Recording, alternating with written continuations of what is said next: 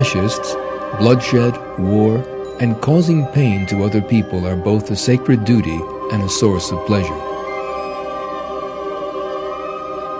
Another point in common between fascism and Satanism is their admiration for the 19th century atheist and anti-religious philosopher Friedrich Nietzsche.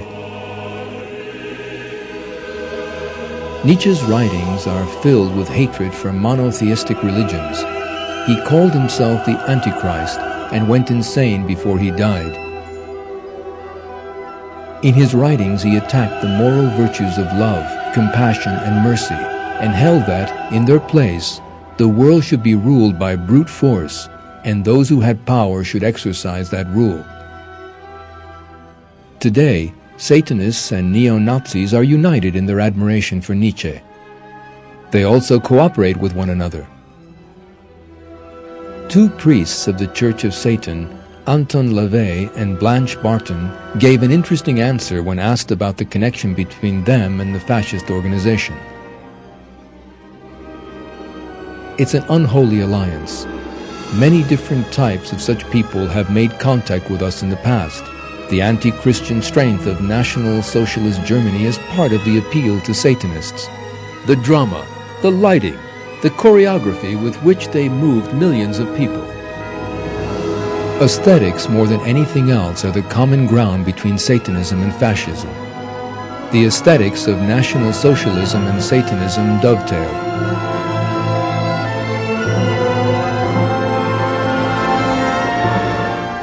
The aesthetic referred to by Barton is actually nothing more than the ugliness and repulsiveness reflected by the spiritual condition of these two dark ideologies.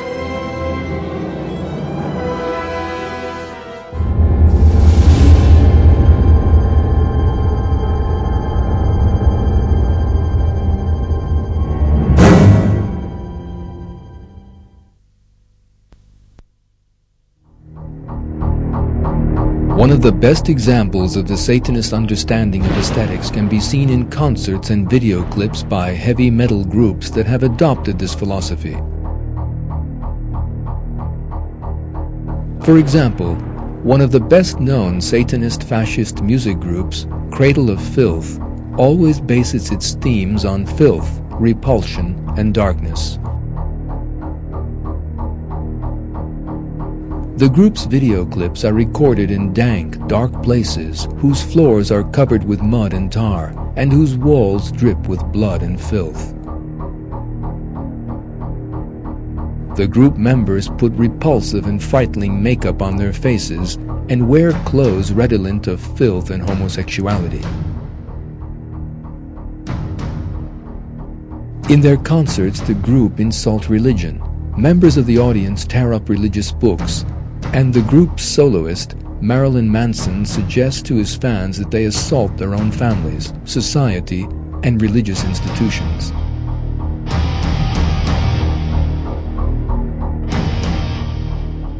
In 1995, when asked in an interview what he thought about evolution, he replied, "I tend to believe in social Darwinism, so I believe the evolution of society. I guess I believe, to a certain degree, the Darwin theory. I'm not, however, open to the idea of Genesis and creationism. It doesn't work for me. It is obvious that the philosophy that drives people to become Satanists is atheism, and the theory it is rooted in is Darwin's theory of evolution. This outmoded theory that defines human beings as a collection of animals is the greatest cause of the rapid spread of Satanism throughout the world.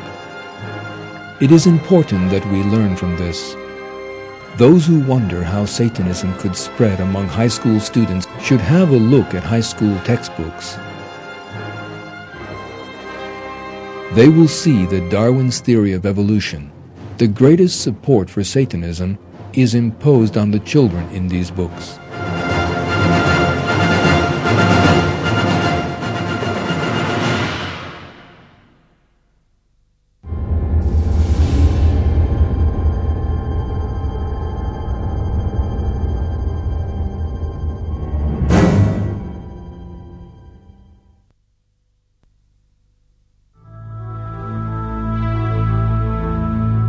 As we have seen in this film, The starting point of Satanism is when people distance themselves from religion.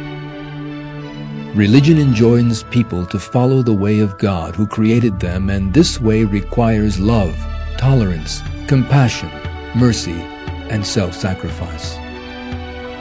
Those who deny God and consider themselves to be idle wild animals will be aggressive, selfish, and without pity.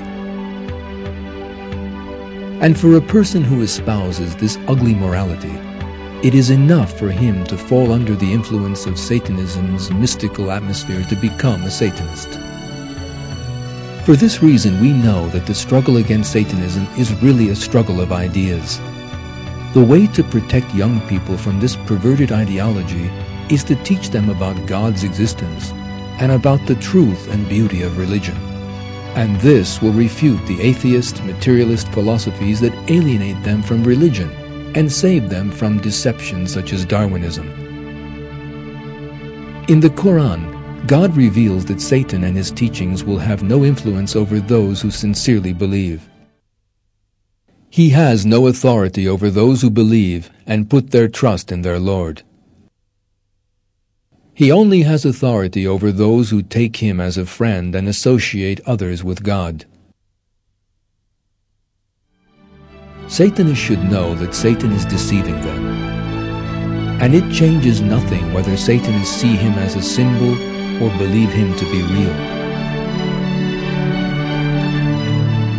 Through his nonsensical and illogical teaching, Satan is leading many people to destruction.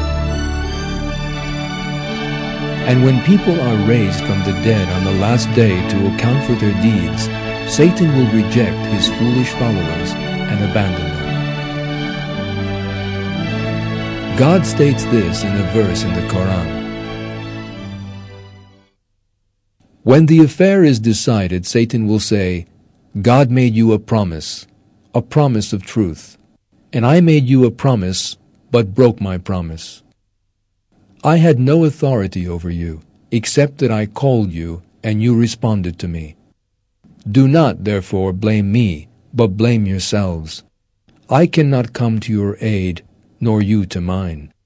I reject the way you associated me with God before. The wrongdoers will have a painful punishment.